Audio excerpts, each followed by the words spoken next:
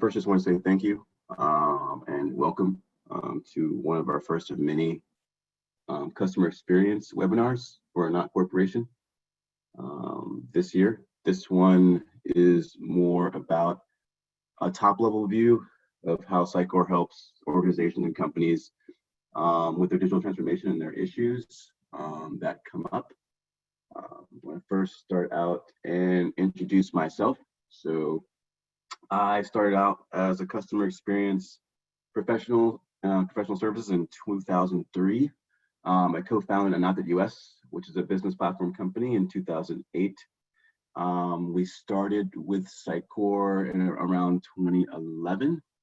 And currently today we work on 4 different Sitecore customers during this calendar year. As for myself, I won the Sitecore MVP 2020 award for our dedication to the community. And I don't say that I won that award by myself. I think it is more as a company that helped us win that award, really. Moving on. So why are you here is because you want to learn how Sitecore particularly empowers organizations to build the most effective, meaningful relationships that win customers for life. Basically, you have a company or a firm that you know that needs to manage experiences, and those experiences are advanced or needing to be at an advanced level, or needing to be able to keep up with the industry trends. Basically, Sitecore at a glance, they manage about 30,000 websites, and I'm pretty sure they manage even more because this is about a year at a glance that they show us the statistics. They have about 4,600 major brands. Most of those are in the Fortune 1000, Fortune 5000, and some in the Fortune 50. They have about 850 employees worldwide. A lot of those are developers who are really awesome people who work with the community. They are cool with feedback, which is a lot of product vendors are not known for. They have 1,500 partners, including us. We are an affiliate with Sitecore. So they have millions of different partners that you can choose from that fit your needs, that can actually deploy Sitecore, because Sitecore is deployed by a partner, not by Sitecore itself. They have 10,000 developers around the world, which being 300 of them being MVPs that are very, very awesome people. They will help you instantly if you have an issue. And they are the best people in the world for when it comes to .NET programming and delivering experiences.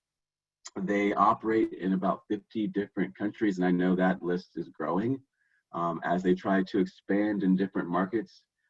They also do more than that in when it comes to capabilities and languages, because they have to support multiple different languages, such as different forms of Spanish, different forms of French in the product. So how does this all benefit you, and why would you use it or deploy it? Well, there are many barriers that usually come with customer experience or managing experiences, usually in the form of manual process to manage the move of content, because you have to move content between your organization. You have to create content in your organization, and a lot of people tend to do this manually. Manual process to manage and move feature updates. You have different features in your organizations that change all the time. And usually you have to do this through a manual process, or even if you do it through a CI/CD process, it's not up to par where you expect it as an organization. You have no customer-centric view across your channels. So these are basically little items that if you say yes, or you have to say maybe to them, then you probably are behind in your digital experience. You're facing this barrier that most companies today are facing.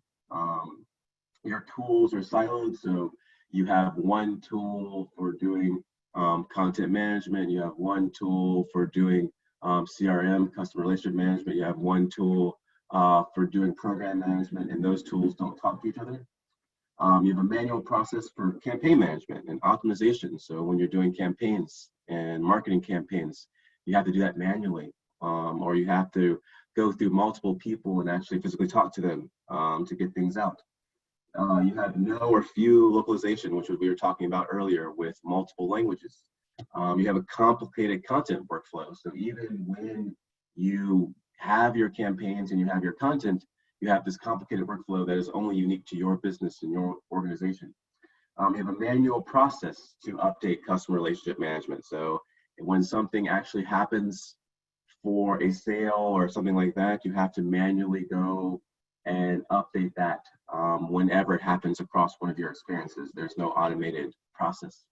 You have weak points when it comes to mobile trends. Today, that's a big deal because Google is basically enforcing that websites and experiences follow the mobile trend, which makes the entire search market and the entire find market focus on making your site mobile. And if your site can't keep up with the mobile trends, it's going to fall in the ranking. And also, not even fall in the ranking, users are not going to like the experience. They're going to want to leave and bounce off that site. You have no personalization strategy, which is 70% of companies are investing in personalization, mostly because they don't have a personalization strategy, right? Either they don't have a personalization strategy or they're not doing personalization at all, right? When it comes to actually using data and manipulating your experience. Your analytics is not then integrated with personalization. So if you don't have a personalization strategy or you're not using real personalization, then your analytics is not integrated with your personalization. It's not driving that personalization. The analytics is not providing business critical decisions. So you are collecting a whole bunch of analytics, but you're not really using it, or you're not really using it to drive your decisions of where you go in the future. You have low to no use of artificial intelligence, which is a big thing now. It used to be, rocket science, but now it's an actual thing that if you don't have it, you are falling behind, right? It's hard to implement the latest trends users expect. So users expect the last experience they last visited. So when they go to Facebook and then they go to your site and they can't do the same things that they could do there, they're gonna get frustrated because they want to experience the best experience they just had, right? When they go to Google and they search something and they come to your site and they search something and it's kind of weird, they're going to have immediately a negative effect on that.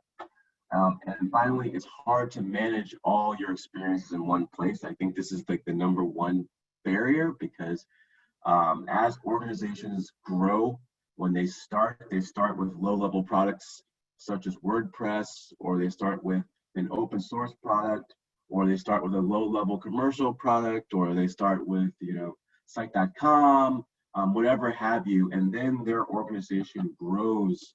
So by the time they get mature, they have all these different experiences in different places, right? And it's hard to manage each one and keep each one up with all these bullet points at the same time, right? One strategy for all. How does Sitecore help you with all of those barriers? First, enhance experience editing with what you see, what you get editing. So that is, like I said, with Facebook, with WordPress, you expect not even your users, but your content authors and the people who work in your organization expect that the content editing will be what you see, what you get, and very easy to use. Sitecore has an automated AI product, which means that if you do not understand artificial intelligence and you do not want to program artificial intelligence, you can just click a button and it will go and look into your database, the experience database, which I'll get that down to, and see what your users are doing, and then recommend recommendations and trends. Sitecore Cortex is if you are more on the advanced level and you want to write your own machine learning routines yourself, right? That's for highlight. That's if you want to use Watson, or if you want to use Microsoft's thing, or you want to use your custom machine learning against the different databases. Those databases would be the experience database, which is a NoSQL holder of the user experience. So basically everything that the user does is recorded in the experience database. So when the user hits the site for the first time, when they do page hits, just like almost all the dimensions in Google Analytics are stored in this experience database. That allows you to do automated AI and Cortex against that database. You can also do personalization against that database. SXA is for, so you have to recreate the wheel over and over and over again when you're trying to deploy features, when you have business requests, right? So SXA has about 30, 40 controls that come out of the box that are typical stuff like blog, article, search, things like that. So if that fits your needs, you can just go with that module and style that module without having to program anything. If you have to do some custom needs, you can just start with that template and then add any custom code that you want. Marketing automation allows you to define with drag and drop what you see, what you get, of how your custom marketing is in your firm. So you can do things such as, I want to be able to set up an email. I want to be able to wait 30 minutes after I email all my customers and then check to see who opened that email, then email the people who didn't open. So you can do a whole set of complicated marketing operations and automate that whole set. So every Thursday, you can have something go out instead of have your marketing team do it manually where they have errors and they have error prone. Sitecore Experience Profiles allows you to identify users and stick them into profiles. So if you are a law firm, you can say, oh, this is a client, this most likely is a client, or this most likely is a partner who wants to work with us. You can identify users and based on their actions that you define, place them in profiles.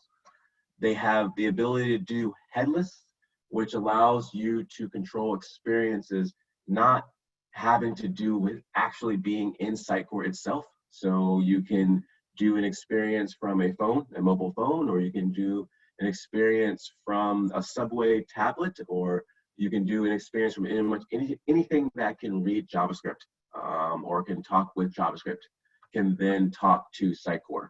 So it can manage its content in Sitecore, but the user experience, the user has no idea, right? The user is on they're experiencing the data however you want them to experience it. But to manage all the content, to manage the personalization of that data, to manage the analytics of the data is all being done by Sitecore with an API. You have the ability to optimize the experience, so you can tweak when you notice the experiences are not being picked up correctly by the experience database, right? So if bounce rates are high or page visits are low, you can tweak certain content.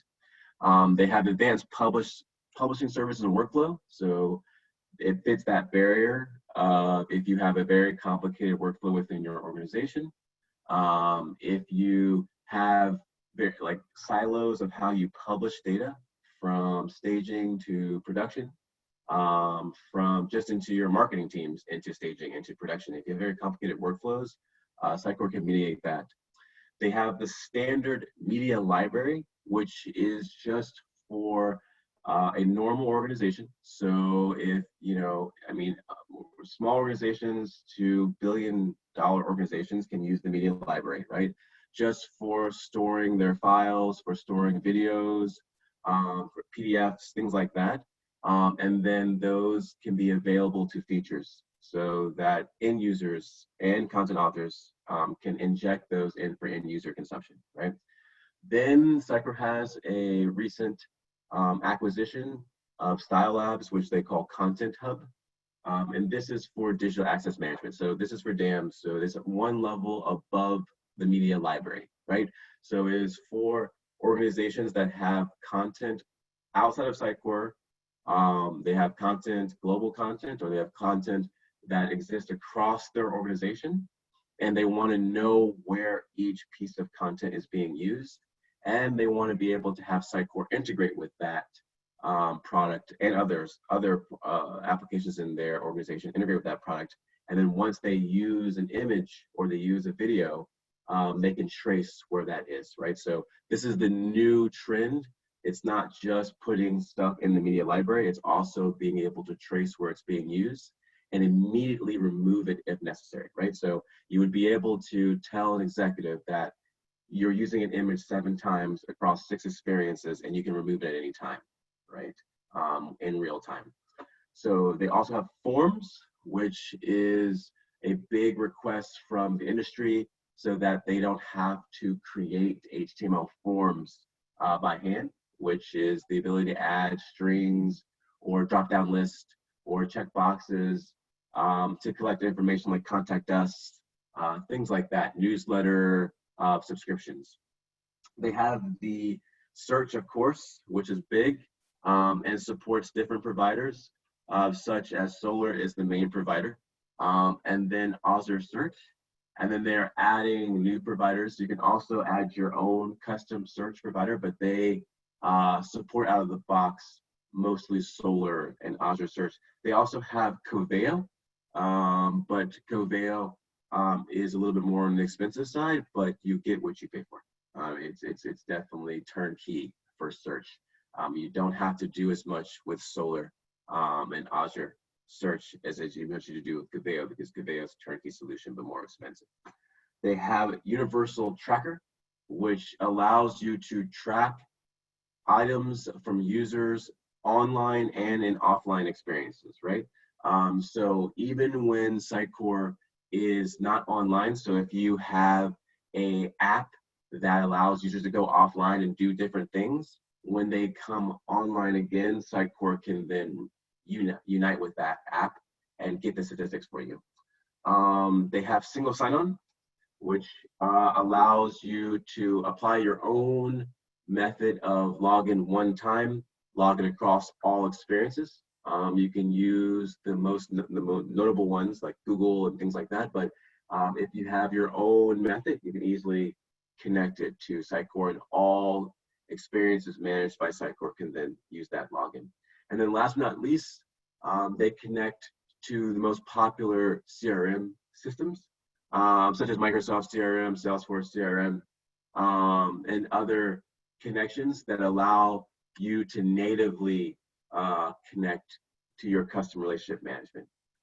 Therefore, you don't have to, when something happens on the website, you don't have to go manually enter it in to the CRM. I know that was a mouthful, but that is just a small sliver of the features of Sitecore. But I just wanted to basically cover the most common barriers that we see and how Sitecore solves those barriers. So what should you do? You should start making an organizational shift now into the experience economy and managing experiences. Most of the time you have people that are either in your organization or are end users / customers or partners. You have some kind of process for your content authors, your employees to manage content or manage what you do that makes you money or makes you happy or rewards other people. And then you have some kind of platform, whether it be technology, we hope, that helps you manage your process and helps you manage your people. And usually on most companies, even today, that are moving to digital transformation, this is how they are, right? They're in different silos. Their people is in a different silo than their process, and their process is a different silo than the platform. And then you have to manually go between the 3 different circles. What you want to get is something to here where your platform exists and it is the biggest circle in your organization, and it helps run your people and your process, and they all Venn diagram intersect. How do we get companies there? Either with Sitecore or just in the customer experience process. is number one, at the first step, you know that your level is that if your organization is simply entering content in, right? They have some kind of platform where they are entering content, right? They can go in, they can enter content, they can see that content instantly, and then users can absorb that content. The second level to maturity is that you're managing content and you're actually applying some level of personalization, right? It doesn't have to be automated personalization or personalization that is controlled by machine learning or anything like that. It's just like you're trying to personalize your data, or you're trying to personalize your content based off your data, and based off trends for your end users. So, you know, if you're trying to sell something, you know, and you notice that they keep coming back to a page, you are doing some kind of personalization.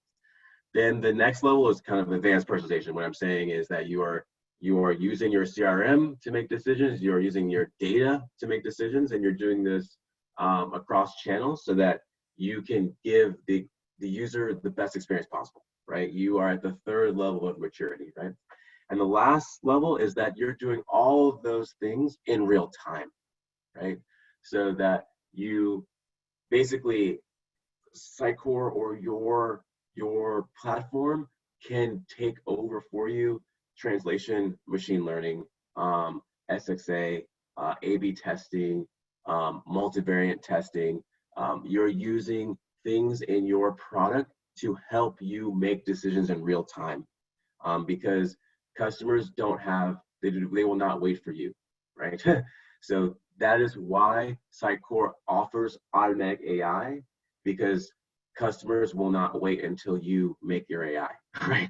So at least start with something automated, and then you can kind of start to perfect it, right? So you want to recognize the importance of integration and collaboration within your organization. How do you do that? So your website basically is usually your most notable flagship experience, right? It has some kind of engagement with your customer. You are shouting awareness to your customers. You are marketing. You're on social media. You're emailing them. You're calling them, right? But what is the overall goal? The overall goal is to get them to your experiences, right? That's the whole point. You want them to consider, right, your experience. So once they hear your engagement, once they're aware of it, you want them to consider, right, using it. Then they can go into some kind of trial phase, right? And once they're in the consider phase, you are start collecting analytics. You want to know, okay, this person is even interested, right? Then you would like to have some kind of machine learning piece attached, right? So that you don't have to keep learning trends on your own and keep making manual changes. You don't have to do that, right? You also want to provide a compelling search, which most customers just do the top level search, right? They make a keyword search and that's it. They call it quits, right? And you don't want to do that. You want to provide a search that's personalized. You want to provide a search that your users like and is friendly, right? You want to be able to continue to do this trend and move in this cycle in real time, without being in silos, without doing manual processes, without being held back by the barriers that we talked about earlier. How do you do that? You have to rethink how you measure your marketing performance, right? Marketing usually, back in the 1950s, which, you know, Mad Men and all of that, right? You would do something. I worked for a firm called Verdict. They named it non-vertising, right? And what is non-vertising? Non-vertising is when you just market a whole bunch of stuff and you yell at people and you scream, right?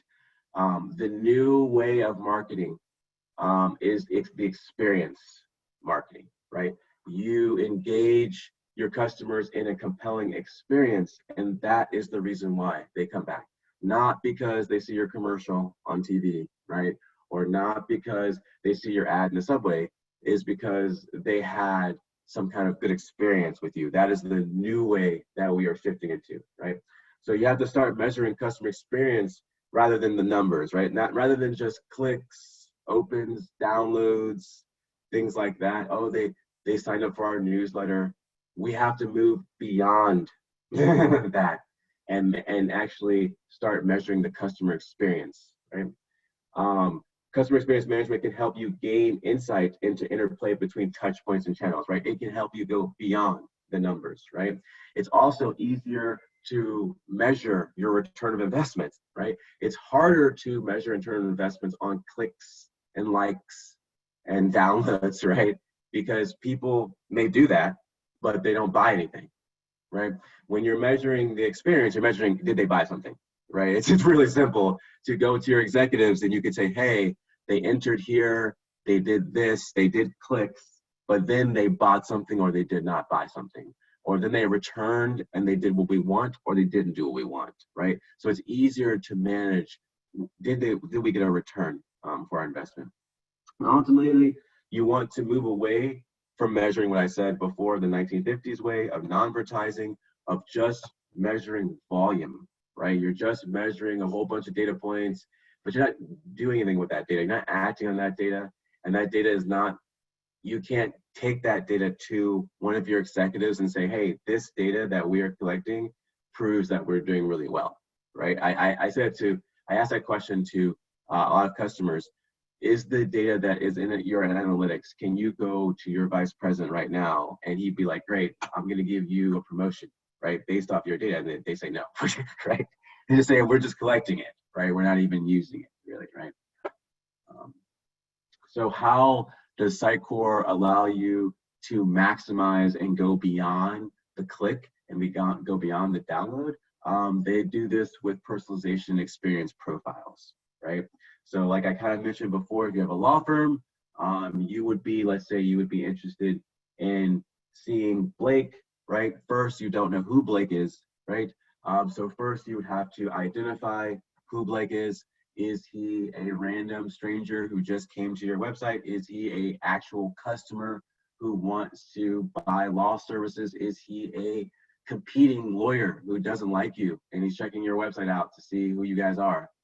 Is he a lawyer who wants to partner with your firm because his law firm has a case, but he can't do the whole case by himself? So this is just a law firm example, right? There are many different examples for your organization specifically, but this is going beyond the click, basically, right?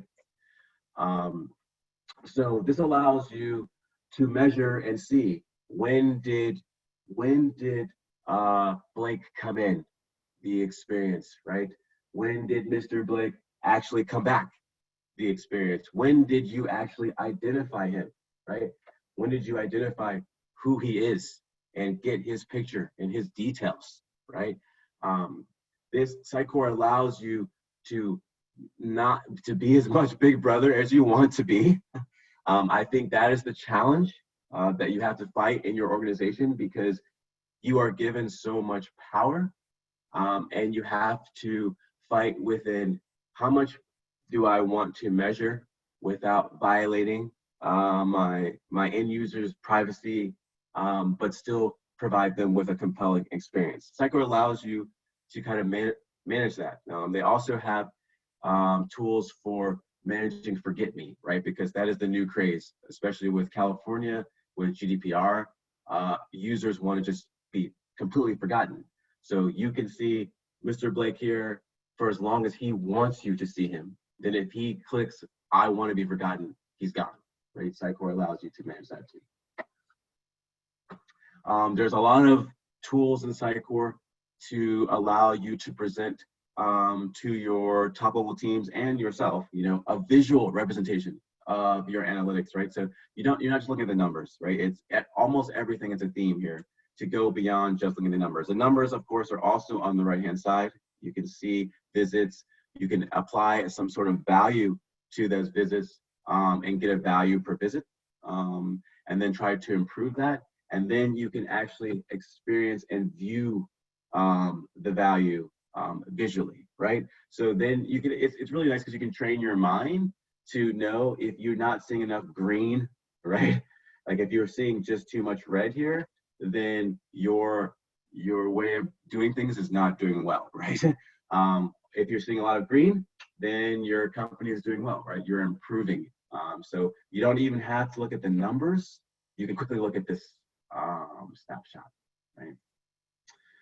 If you, again, like I said, there are multiple different charts and views of your analytics all in one place, right? So you can have multiple different experiences, but your different stakeholders can log into one place, right? And see all of these different charts depending on what chart they like, right? Some people like the numbers, some people like looking at it in one huge view of green and red. Some people like looking at it in bar graphs and charts, right? I like looking at it across all three, right? The more insight I can get, the more I can change and modify the experience, right? So for this section, we are going to review some Sitecore customers that we had, and basically what we did to solve their barriers and challenges, right? So we had a Fortune 500 healthcare company that came to us, right? And they were using a third-party search integration that was not Solar, right? It was really, really bad. So we helped them use out-of-the-box Sitecore Helix, right? Which has, in a combination with SXA, which has a search module already out of the box, right? You don't have to do too much unless you want to do advanced searching, right? They had a third-party video streaming CDN need, right? What they were currently doing was just using YouTube, or sometimes they would upload a video to the server and serve it from the server. So it was really, really bad, right? So we used Helix again to allow CDN videos, YouTube as well, but very, very large videos that could be uploaded to a CDN and then come on the experience immediately, right? They could go to the media library, they could upload any video they wanted, and then that video would be sent to the CDN and linked on the site in real time. They wanted to support multiple languages because their previous platform did not support multiple languages, right? It only supported English, and they were in multiple different countries, so it was a real pain forcing their old product to support different languages, right? We use Sitecore out-of-the-box language support, right, that they have, right? So it allows you to localize different modules. It allows you to support different versions of different languages per different content piece, right? So you can have 100 different content pieces in 50 different languages in 60 different versions, right? They had very, very complex stakeholder workflow, right? So this, publish this, okay, pull this back, okay, then this person has to see it, this person has to see it, okay, then it goes live, right? So it's very, very complicated. And they did this manually first, and then we use the Sitecore workflow engine, right? Even out of the box, the Sitecore workflow engine was better than what they were doing, right? And we had to customize it, but it wasn't that hard, right? It already has a way to customize it, right? They had 30 modules that they wanted that they didn't have, right? So we use some of them, we use SXA on. You know, like I said, don't recreate the wheel. SXA already has a lot of modules like blog, search, things like that, that most businesses require. But of course, all businesses need things on their website or need things on their experiences that are not out of the box, right? So we programmed a lot with Sitecore MVP renderings, but we were able, because Sitecore has a methodology for doing this, we could do it very fast, very quickly, right? They had content authors across the globe. As I said, they had at least 30 different sites in different languages, right? So their content authors speak different languages. Not everyone speaks English. So even the experience itself, not even their experiences that they're outputting to the user have to be in different languages, right? They were using Active Directory internally, but their experiences were not able to access it. This is a single sign-on issue, right? So they have Active Directory and they use it to log into their organization. They use it to send email. They use it for everything. They use it for shares, but their experiences are not connected to it. So it was a huge major hurdle, right? So they had to always log in with a different login every time they wanted to manage any experience, right? So which becomes a pain when you have 10 employees, 50 employees, 100 employees, 1,000 employees, and you have to issue a different login for every single experience. That's one login, right? And of course, all clients want you to deliver multiple websites under a ridiculous deadline, right? From start to finish. They just want, hey, we have 2 sites. They're crazy complicated, and you only have 4 months, right? So there are not many products that can do that, right? There are not many products that can deliver a top-notch. This site won an award-winning experiences in 4 months. Do 2 of them and do all of these bullet points, right? And get it out, right?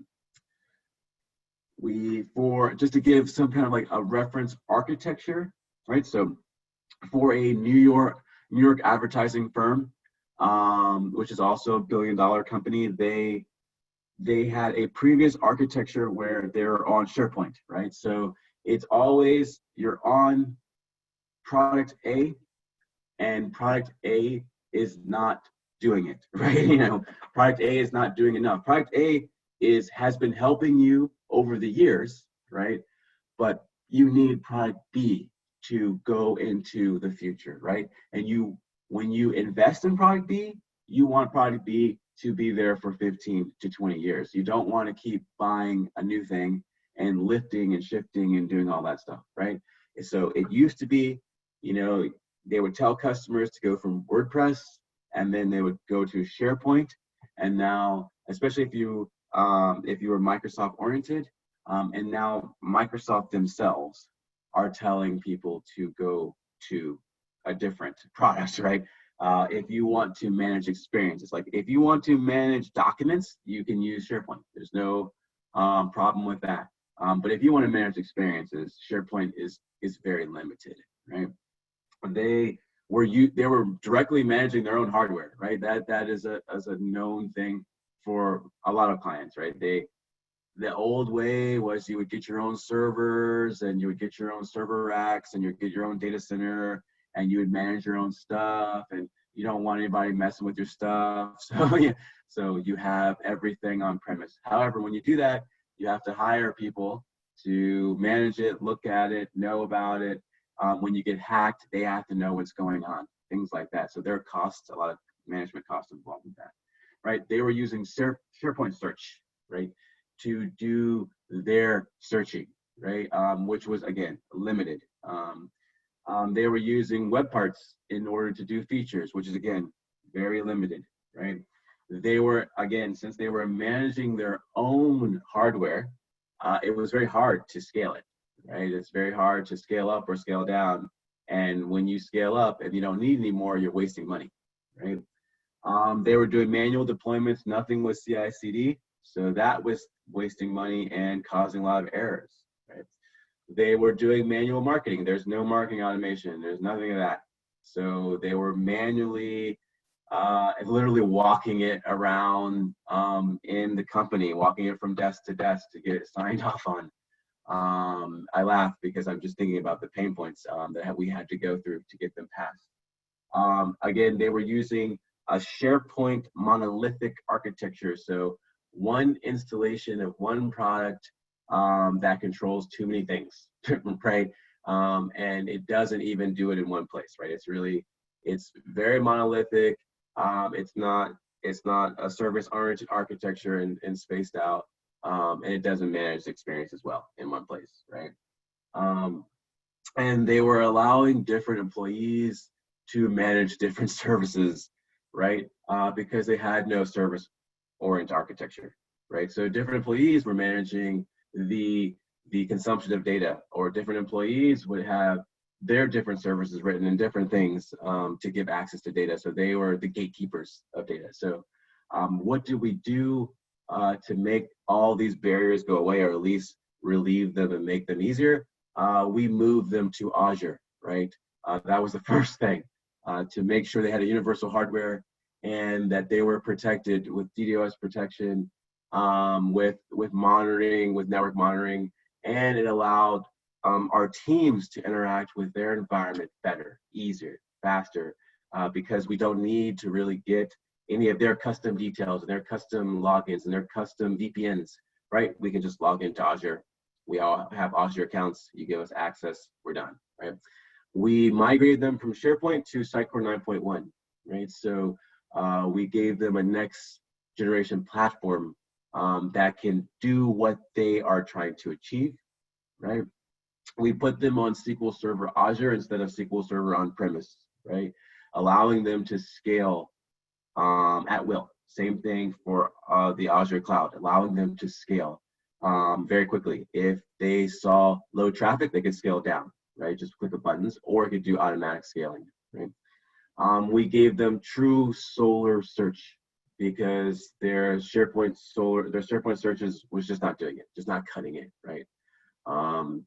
We gave them true ASP.NET MVC feature extensions instead of web parts, right? So, which gives you way more freedom as a developer and allows you to push feature updates, issues, things like that faster, right? To time to market. We did automated deployments because they were doing manual deployments. They were literally copying and pasting code on the server. They were literally copying and pasting content. They're literally copying and pasting HTML. There was no editing or anything like that, right? SharePoint allowed some editing, but they would always go around it because it was not enough for them, right? We took them to marketing automation, which is one of the biggest things for them. Because again, they were passing papers around the office and before they would send out newsletters and stuff like that, right? And then several people had to review the newsletter over and over again before it went out, things like that. We gave them the ability to do their one-off experiences, but manage all that content in one place, right? So they had a lot of one-off experiences, right? A lot of one-off websites, a lot of one-off mobile apps that need content management, right? Need personalization, need analytics, need all these normal things over and over and over again. And the only other way to do that is to either program them over again for each experience or to implement different products and different experiences, right? When you just want to do one product and have that managed, right? Last but not least, what we usually tell customers to do to avoid the monolithic architecture is to separate into a cloud scale architecture, right? And this can go across products, but this is how Sitecore does it at Azure, right?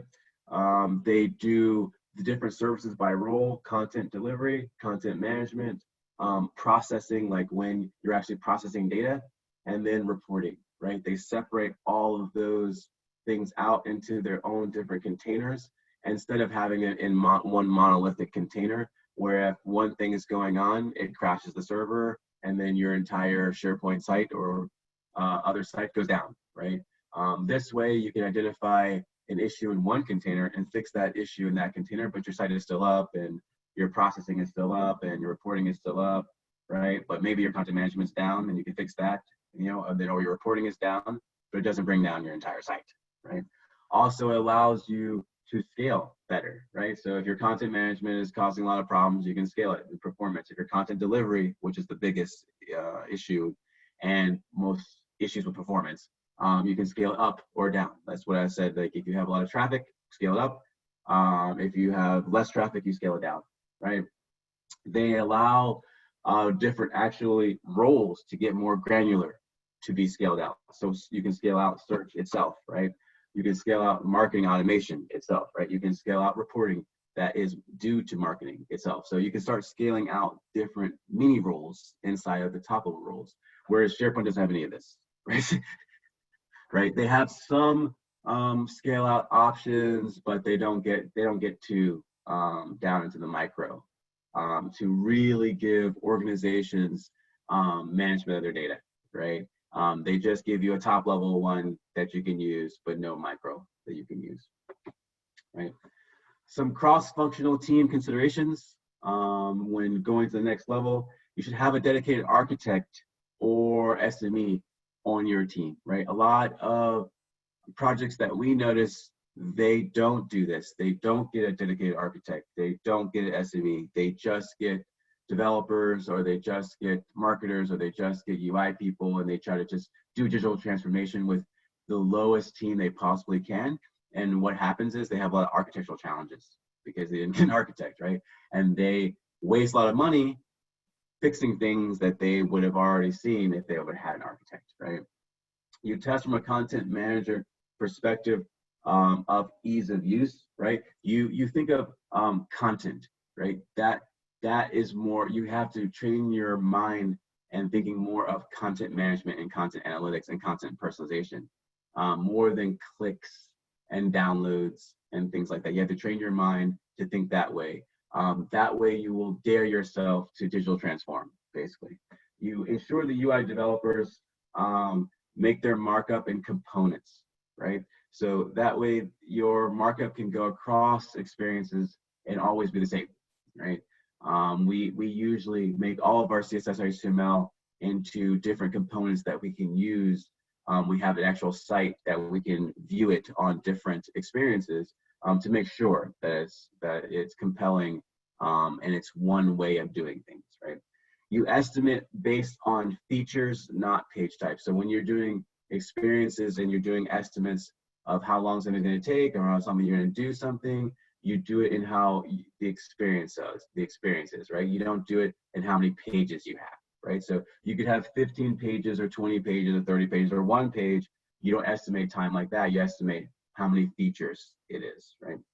And you synchronize constantly between your different environments, right? This is a big deal because, again, customers have different silos of data.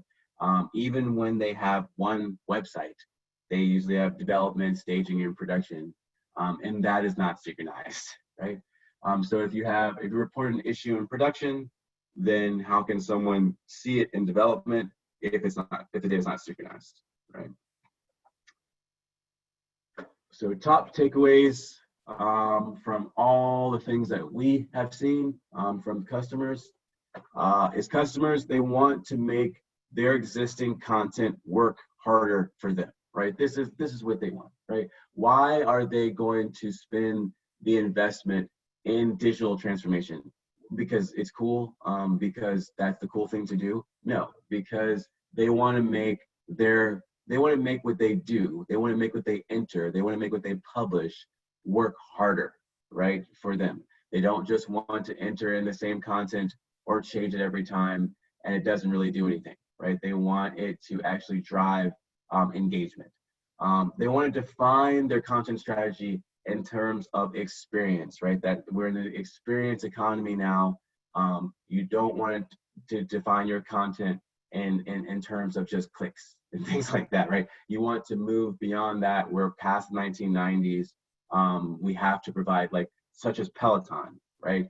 What do they provide? When you hear the word Peloton, what do you think about, right? You think that you're going to have some cool bike with a cool video in front of you and you're doing some cool thing, right? You know that experience competes with others, that there are not that many other experiences that compete with that. That is the economy that we're in, right? You don't want to make our marketing capability blocked by IT, right? Manually managing your IT on premise, this is fine, but a lot of customers are moving to the cloud because when they usually manage their IT manually, it blocks the marketing part. It blocks your digital experiences, right? It slows them down. There's permissions issues. It's hard to remedy an issue. It's hard for teams to help you, right? They want immediate actionable insights, not data for data's sake, right? We all collect a whole bunch of data, and let's be honest, a lot of us don't use a lot of it, right? And that's what we want to move away from, right? The data that we collect should be extremely valuable to us, that we're looking at it every day because it's so valuable to us, right? Are you looking at your Google Analytics account every day? Probably not, right? Are you looking at your marketing trends every day? Probably not. That's because they're not valuable to you, right? If they were valuable to you, If they were gold to you, you would. And that's where you want to get there. You want to have it immediate, actionable. You want to think about it when you come into the office, like, oh, how are we doing there, right? You know, not just get data just for data, right? Not just collect how many page visits you had, or what's the bounce rate, or blah, blah, just because Google and other trendsetters say to, but to collect data because it's valuable to your stakeholders in your organization, right? And lastly, you want your internet users to have the best, or your internet and internet users to have the best experience possible, especially because your users are used to the last best experience they ever had, right? So this is the same thing with, they just went on Facebook. They expect when they enter something, that when they enter it in, it's going to be Ajax, that they can talk to somebody on your website, that when they search that they can find something. They expect that, right? That when you are entering this content, that they can find it. And if you don't have these pillars, right, you're not digital transformed, right? You're not where you should be, right? If this isn't easy, then you're not where you should be, right? How can you get there? You can work with us. That's one way of doing it, especially with Sitecore. Sitecore does not do the work, right? They just sell the product. That's how they do things, right? That's a pretty cool way of doing it, right? They're not worried about sales so much as a implementation. They're just worried about selling you a license, right? They sell you the license, they give it to you, they give you all the stuff to do it, they give you all the support to do it, but you do it, right? You help your customer as a partner, you help your customer digitally transform, right? So usually how we work with corporation to corporations, right? So we are a corporation and we contract with corporations, right? We usually offer subject matter experts, architects, again, so that you don't mess up with your architecture, and that you have a sound architecture. And then of course we do senior development, right? Because without development, you can't make experiences, right? We usually work in full or half day and billing. We usually have US based or authorized at least US authorized experts. We can travel to your client site. We don't typically work on site, but we can travel to your client site and work with you. And usually we do work remote. We have people who work remote in the United States, and we have offshore available, so that the customer can choose, like if they want to work with an offshore person, or if they want to work with an onshore US person, or if they want to work in a combination of both, right? It's up to the need, right? And with that, I'm going to open it up to questions. I know I've been talking for a while, so I'm going to unmute all.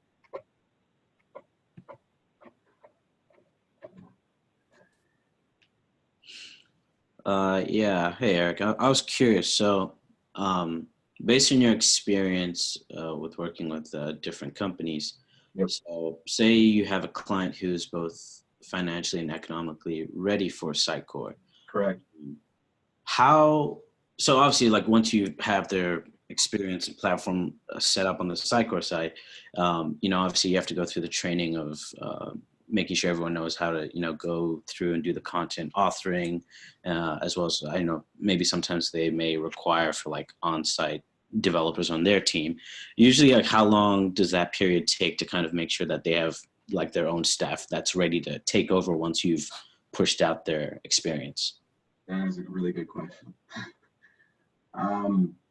So what I've noticed is that customers, they do a couple of things. There's one set of customers who they want you to install Sitecore. They want you to do the Sitecore for them, right? They want you to do digital transportation for them, and then they want you to leave, right? So they want you to do the product, do everything, teach them, and then leave, right? And usually it takes about two or 3 weeks to a month to teach them so that they can go on their own, right? And then usually we still have to stay on for questions, right? There's a 3-month kind of like guarantee that we will answer questions. When it comes to content author training, I can do that in a day, or if it is very, very complex, such as what we did with a healthcare customer, it was 2 weeks of content author training, right? But it can be very, very fast, or it can be very, very like intuitive. Like it can be very, very like intense, right? It's up to the customer, right? Such as Exxon, right? That was 3 months of intense training because they were just so complex what they were doing with their experiences, right? They had 100,000 people trying to access things, right? So you need to take 3 months to train them. So it depends on the customer. The secondary customer are customers who they want you to live with them forever, right? So you install Sitecore and you help them forever. So it's an ongoing training. It never ends, right? It's an ongoing, how do we do this? How do we personalize this? What content should we shift here? Should we use this CRM? It's an ongoing. It never ends, right? We want to do this new feature that we've never done before. How do we do it? When can it be done? Right? You know what I mean? So those are kind of the two different customers. That's, hey, do this whole thing for us, because usually the customer is new to Sitecore. They've never done it before. And then leave, or do this thing for us, teach us, and stay, right? It's those two different things. So, Gotcha. Yeah. Hope that answers your question. Any other questions? I don't think I have any. Was that you, Akwi? Yeah, that was me. Turn over to Nate. Yeah, I'll get over to Nate. No, I'm good. I'm good as well. I'm under the weather, so I'm trying to just keep my mouth shut. No worries. Gotcha. In that case, I have one more, Eric. Go ahead, Tanaka. You had also mentioned that, most companies, what they currently have, is a website. Correct. So what about those that, want to have like an experience for both website or mobile or tablet and stuff? How does that change like what you'd have to do for them, if any? Is that like more dev time, or is that kind of just like, flipping a couple switches in Sitecore and then like, bam, it's just like kind of outfits for like tablet or mobile devices? So that's a multi-part. You're really, really good with these good questions here. So the way I would answer that is that is usually a design decision. Usually the way that is done is you use some kind of JavaScript platform, such as Bootstrap, that would allow you to change your experience depending on the browser or consumption agent, right? That is how it's kind of done now. Everyone uses Bootstrap to do that. It's just easier because they can provide kind of one set of HTML and one set of CSS and one set of JavaScript and just get all experiences, right? Sitecore still has a way, if you don't want to do that, they have a way where you can define experiences in Sitecore and then tell them to show a specific experience, specific piece of HTML, CSS, or JavaScript, depending on that experience, right? So you can say, hey, I want tablet and I want only this on tablet, right? Or on mobile, I want only this on mobile. So you can get down to the feature level. So you can say, for desktop, all features are enabled. You get everything, but for mobile, you get 50%, for tablet, you get 75%, things like that. So now for developers, it's a little bit harder because you'd have to support that per page, things like that. So you have to support n number of experiences per page, right? So if you're talking about desktop, mobile, print, and tablet, that's 4 right there, right? So, and then you have, 100 pages, so it's 400 different experiences that you're just supporting on one site. So then if you have multiple sites, you see where this is going, right? Yeah. So basically the industry standard usually uses Bootstrap, right? Or they use some kind of universal JavaScript framework that allows them to create one experience and present, and then it depending on your browser agent, it consumes it in the way it wants to consume it, right? Then you never, as a developer, it's easier for us, so that we can get this out as fast as possible. And as content authors and people in the organization, it's easier for them because they don't have to worry about it, right? So yeah, they don't have to log into Sitecore and say, I want to do this for a tablet. They don't have to do that. They don't have to manage any of that, right? It just automatically does it. So Gotcha. Thanks. I hope that answered your question. Yeah, that does. Thank you. Well, if there's no other questions, I'm going to first stop the recording.